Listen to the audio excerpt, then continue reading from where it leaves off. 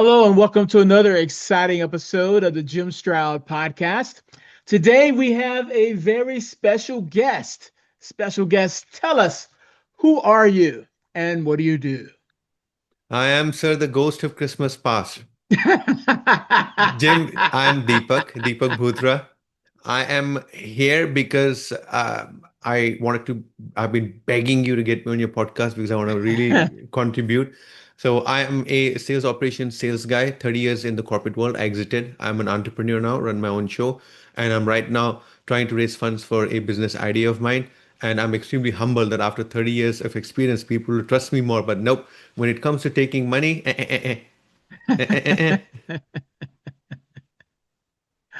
Well, thank you for being my guest. I do appreciate it. So many questions I want to ask. Um, and I guess based on our earlier conversations, why do capable hires start to struggle after joining certain organizations? That's your first question. So deep. I got a hole there. Uh, Jim, you said this word certain organizations, right? I'm going to start off Yeah. by first saying, let's assume certain organization, of course, if it's something that's demonic, something that's very bad culture, then yes, I would expect that, right? But Mm, here's the fun part.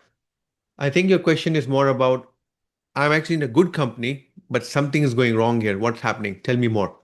Here's what I've learned in 30 years, Jim. And this is really, really interesting. Most companies will tell you that they think they have a hiring problem, right? They've hired the wrong person. And I'm telling you, it's not that. It's an environmental problem. You got these people coming in, right? These people were successful somewhere else. What changes when they come to you? You said it's a mm, capable hire, right? You got to ask right. yourself.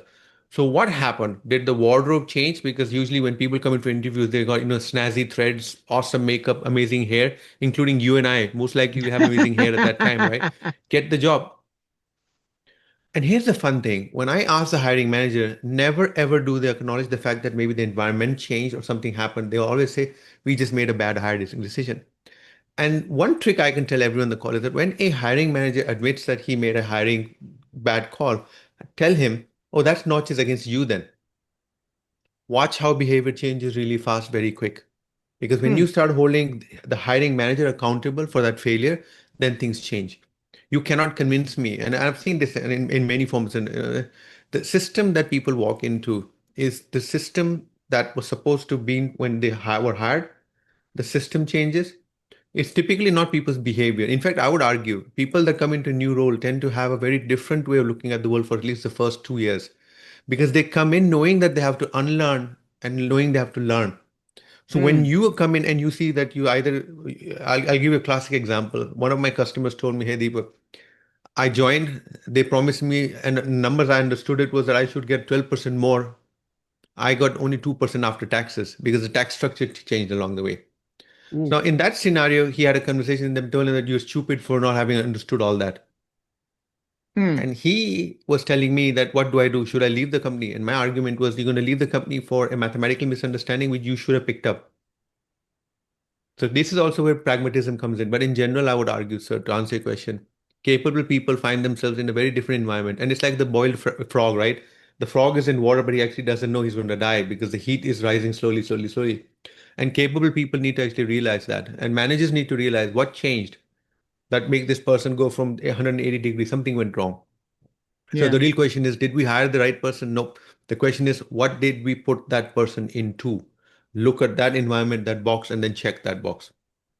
So the things that you've put them through, to your point, uh, would it be things like internal systems like reporting or performance Absolutely. tracking or things like that? Absolutely. Those are classic ways to destroy someone's productivity and mental state.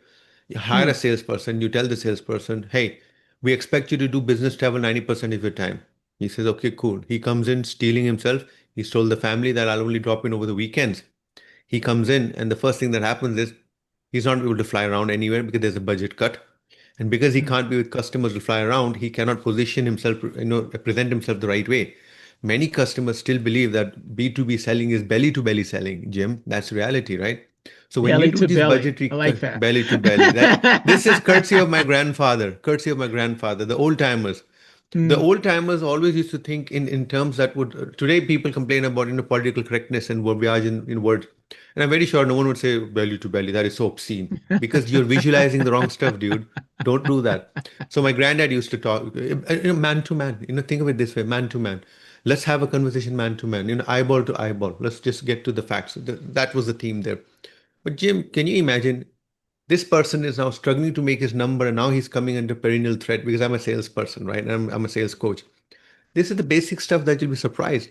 Then you walk in and you're told 90% of the time you need to sell. And then the company says, oh, by the way, we have this complex report that you need to submit every Friday at 4 o'clock, not before 4 o'clock and not after 4 o'clock, because there's a whole process we have.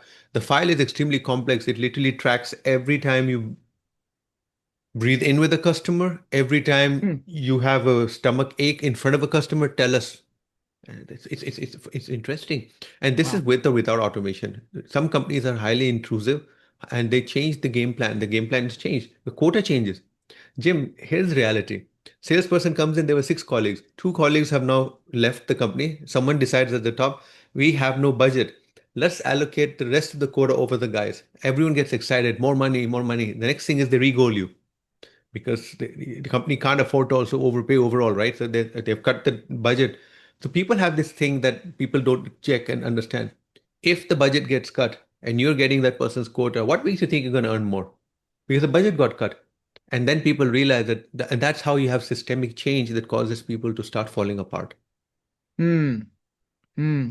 So Long-winded, sir, but I no, no, no, no, no. It's a good answer. It makes me wonder, what should leaders examine before concluding they hired the wrong person? Because I'm sure this happens a lot. I put it this way. In any experiment, you need to remove the confounding variables or all the stuff that is noise or all the stuff that contaminates the experiment, right? Hmm. So once you do that, you need to, it comes down to bare bones things, which is things that are in his control. And typically the way that I tell sales coaches or sales leaders look at is he putting in the same time into CRM that he used to do before? If that time is increasing, ask him why is it increasing? With are you demanding it or is he doing it by his own choice? Because at the end of the day, Jim, the amount of time you spend in systems has a drop off at some point. Sure. It's like someone told me, Deepak, olive oil is good for you. And then I saw someone literally gobbling like 2 or 3 ounces a day in anything on salad. And I'm like, I'm sure it's not. The whole point is moderation.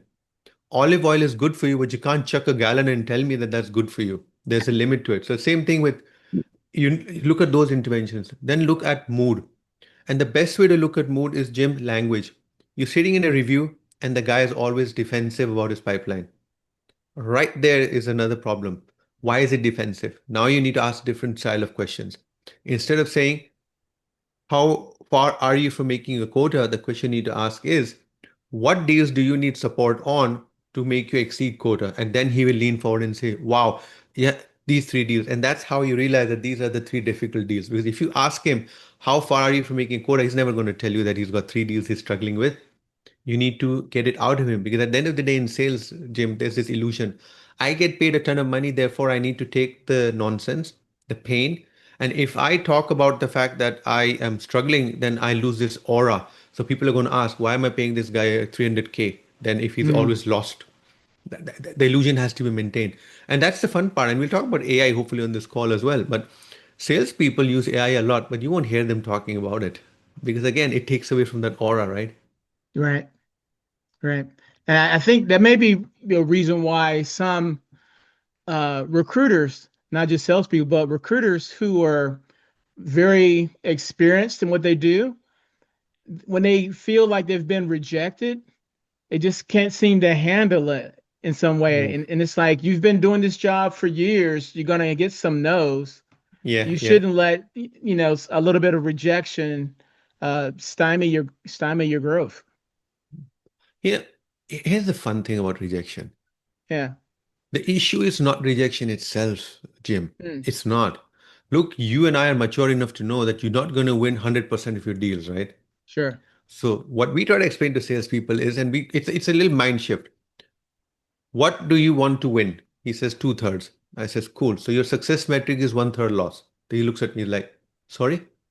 I'm saying you will be satisfied if you lose up to a third of your deals, correct? No, no, no, I need to win 100%. I said, no, no, I know that. But you just said if you win two-thirds, you will make your number something, right? There's a ratio. There's a ratio. The law of averages always applies. You may convince yourself that you're anti-gravity, you're not. So this is where I typically tell people, you will get a no. And now that you've established that a couple of no's is not a big deal, you've now separated the angst and pushed it to the back of your head because people react to angst.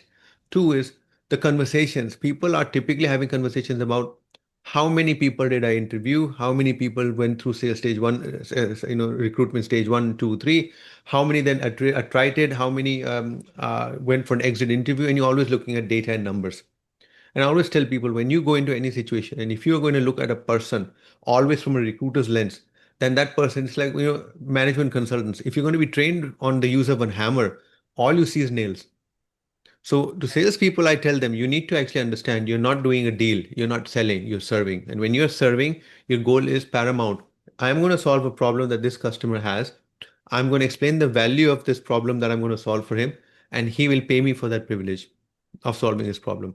And when you get paid, you're then going to go home and tell the wifey, "Yay, we can go out for dinner besides Valentine's Day, babe. Let's go." So it's so for me, I've always told salespeople, you're down. Here's the problem with the American way of selling, though, and I have to say this as a global citizen.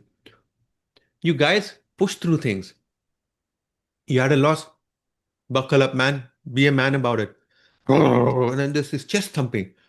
And when I saw that NFL player who actually, I think he had a chest impact and his Hmm. heart actually stopped. I think if you remember that incident, right? Mm. That's the first time I actually realized that chest thumping ain't a cool idea. So I've told people, no one's thumping my chest or anything, whatever. No. So Americans tend to assume that talking it up will get them through. The reality is it gets you through Mm. at that point. But you need to, it's like grieving. Jim, if you do not grieve the moment and you bottle it in, because, and it's happened to me during COVID, I lost my brother in law. I did not cry for 2 years. My family says, but we saw you crying all the time. But Jim, those were not deep tears. They were tears which were superficial coming because I could not have deep tears because his two kids suddenly looked at me and says, how are we going to get through the planet, the world? What's going to happen to us? So I went from a family of two to four. Wow. uh, Sister's finances was something I had to get into. And I tell you what, it left me reeling how much time it took for her to figure out what was happening with her life. So finally, when things started settling down, her kids once finished medical school, the other one's just finished his master's in acting at Pace. They are on track. That's when, Jim, the tension goes and you actually realize. And I had to seek external support. And that external support actually allowed me, there were no tears coming down my face, but my heart cried it out. And this is what's really important. So when I tell salespeople, you've lost a deal, I get that. Go for a walk. Walk away. Go take your time. But come back with a structured strategy that allows you to compartmentalize and move on. Now, it sounds very painful, but the point is we acknowledge one thing. If not this deal, then do you agree that the next deal you might be able to win? The answer is always yes. We might be able to win that. Then let's focus on that. Let's move on. So it's the what I call recuperation and reclaiming back and the coming back. We focus on that now, Jim. I don't focus on saying to you, don't say no, because a lot of sales coaches will tell you, so what? What you going to do about it, big boy? I mean, I was just watching a video with one of the top trainers in the US, and he says, "Hey, buddy, shake my hand." Shakes hand and says, "That is such a limp handshake. I would never buy from you." Can you imagine, Jim? You Wow. think you're building someone up by saying that stuff? You're not building Wow. anyone up. Yeah. You're not. The theory that you have to break someone down to build them up works with the Navy SEALs.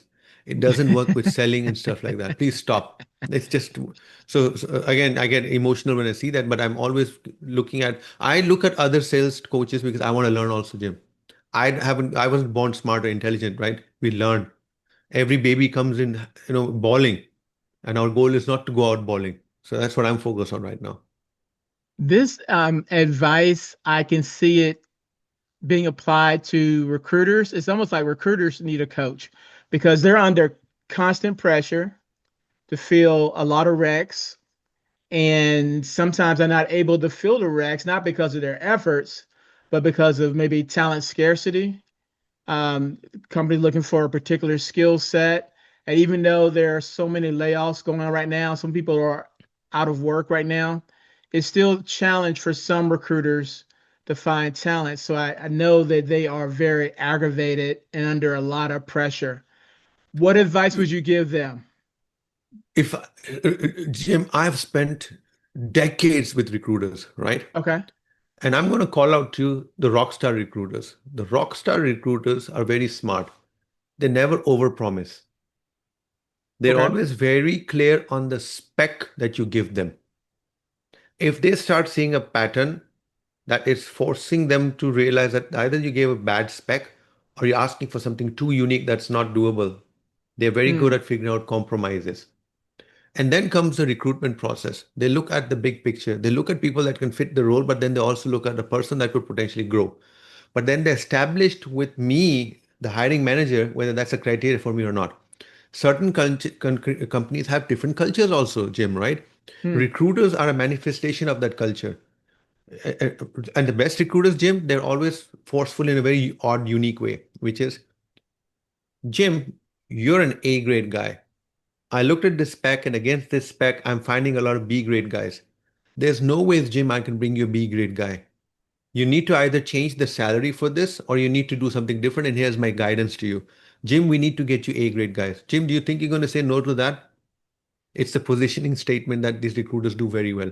And Hmm. then, Jim, the recruiters that I really see get tremendous admiration are the ones that, one, keep the pipeline running, but are also keeping the communications running. And I know it's like very difficult. Look, I've seen the Indian market. Jim, you advertise one job, 3,000 resumes in 1 hour. Sure. 3,000. How are you going to say, communicate to so many people? So my response to recruiters is, here's the catch though, you never communicate. Forget you. Why can't you even have an automated process at least that sends an email and an SMS and then says, if you'd like to know more, please send me back a note and tell them we are swamped with applications and it's difficult for me to get back to each person, but I wanted to communicate to you so that you're aware. People will accept that. My mom always used to tell me, Deepak, if you go up to someone and you tell them why you're taking a decision and why you know that the decision will make them unhappy, but just acknowledging that makes people very hyper excited. So to any recruiter listening in, you will suffer a reputational harm because you don't do the basics right. And at the same time, the recruitment business is just scaling. What is expected of recruiters today, Jim, is far different from what was expected before. Today, recruiters are expected to be able to look at a resume and tell me if it's ChatGPT or Claude.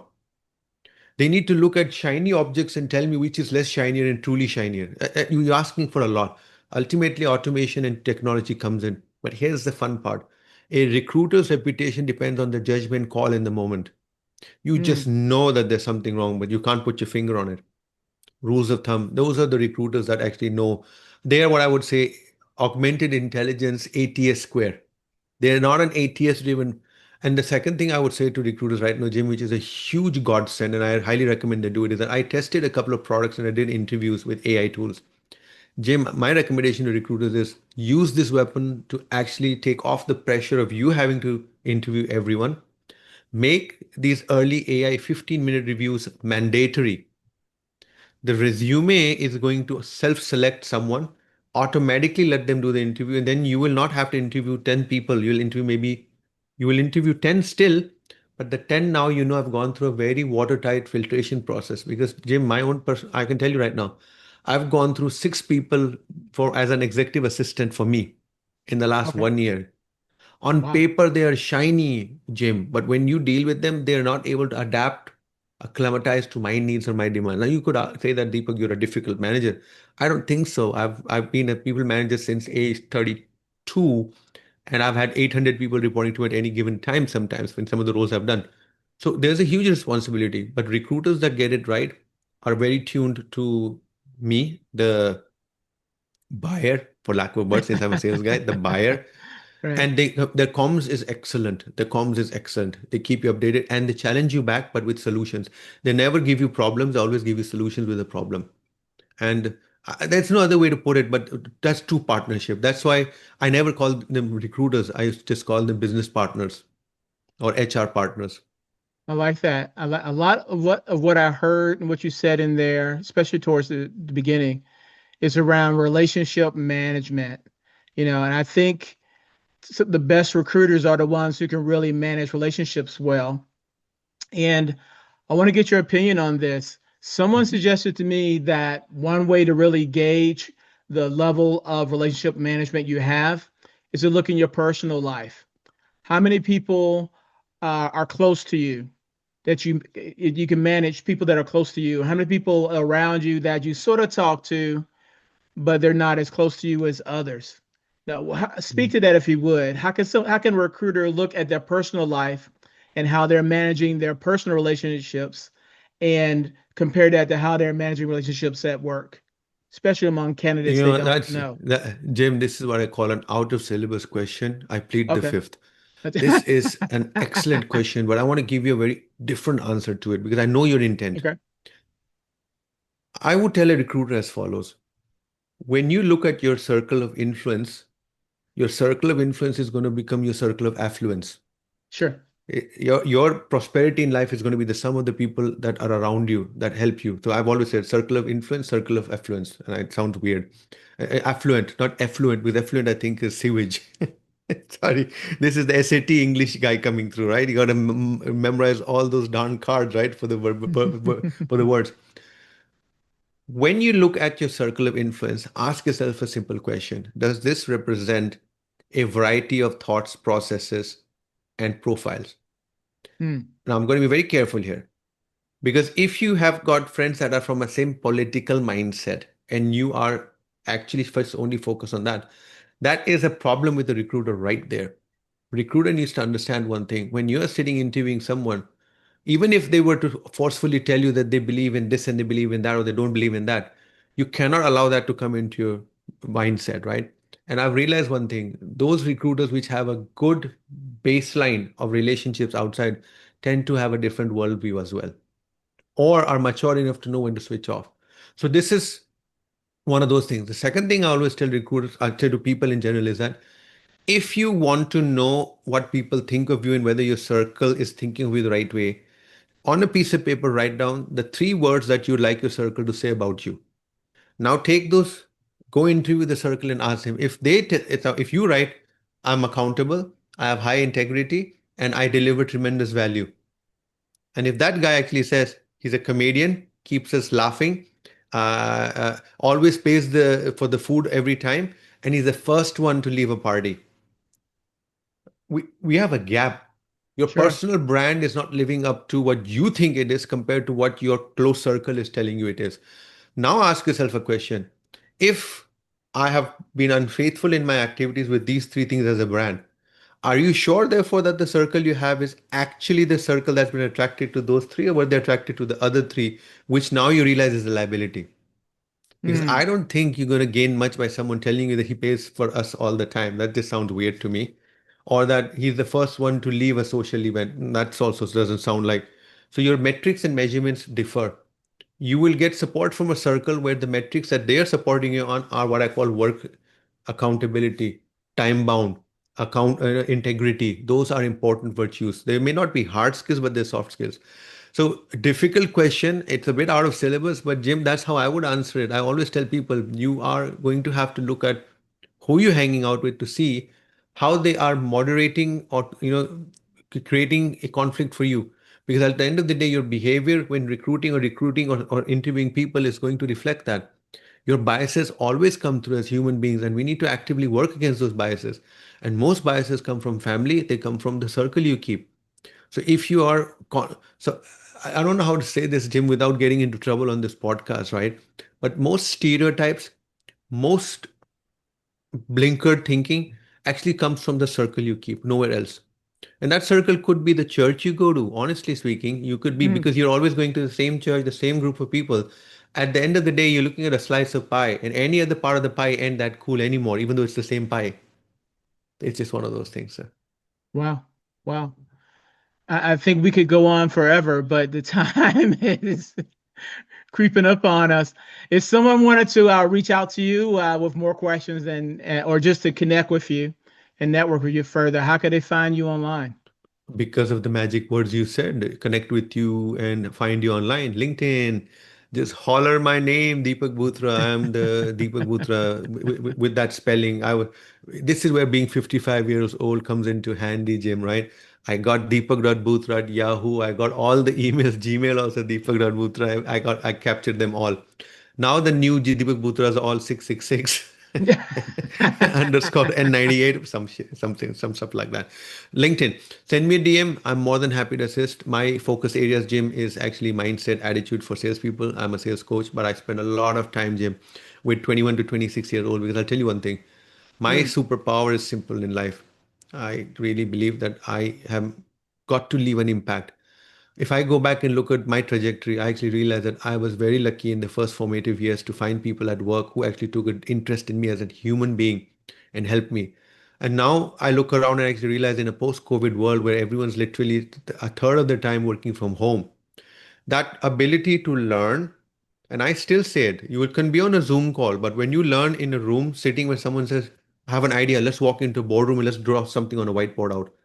That power cannot come from preordained or pre-scheduled Zoom calls. It just cannot. Spontaneity is something that humans have done for a very long time. You mm, suddenly you jump out of a bathtub, eureka, you run in out of the shower and you go start painting naked, right? Because something hit you. And that's the problem. mm. We have lost that. And now comes automation and AI. Oh, Jim, come on, man. It's taken a little bit of humanity that's left. I'm actually predicting, Jim, you and I are going to have lots of fun. We're going to actually find people willing to pay recruiters to be interviewed by them and not AI. Yeah. Wow. Another source of income recruiters. Quite possibly. Quite Quite possibly. possibly. Yeah, Because it's if going to be AI fun. is everywhere, the human experience becomes more valuable, I would think. You would think. And unfortunately, you pick up the headlines and you see 30,000 people dumped by Oracle, whereas they Yeah. committed that they're going to add 100,000 people to the global economy. So who lied? That's the problem in the world that we live in. In fact, I would argue as we leave, Jim, recruiters have another big problem: Mm, trust.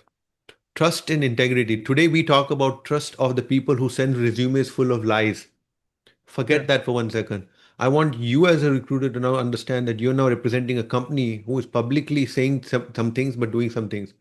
How does a recruiter now maintain that facial expression or that while the world is on fire because of something that someone has just done?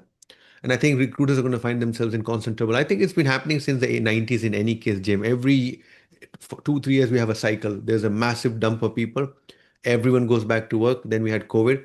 But this time it's different.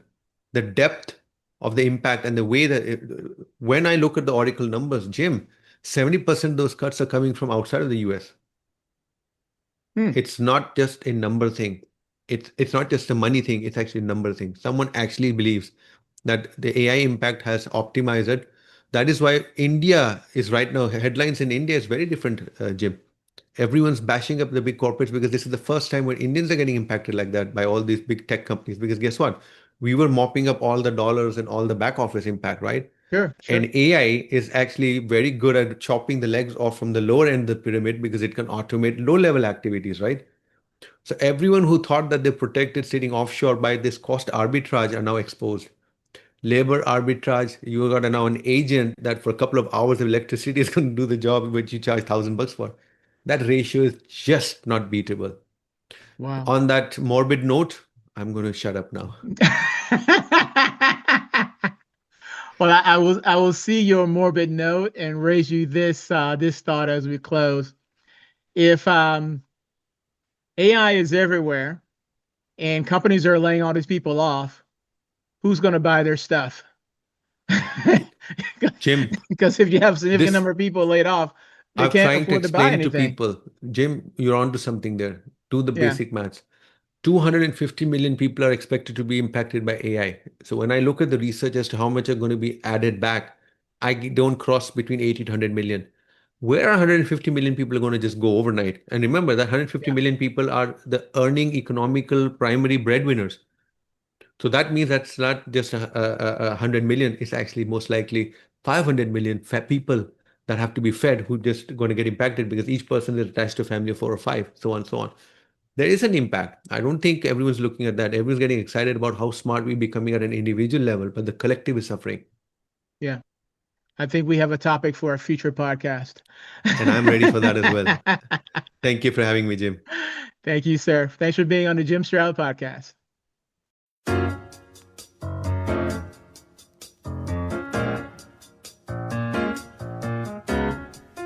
Well, my time is up. I thank you for yours. I'll see you again real soon right here with a brand new episode of the Jim Stroud podcast. If you have any questions, comments, or concerns, feel free to reach out to me. I can be reached by email at jimstroud@jimstroud.com. And one last favor, if I may ask, please rate this podcast. 5 stars is preferred, but please comment with your honest opinion. I really appreciate that. All right? Okay, until next time, bye-bye.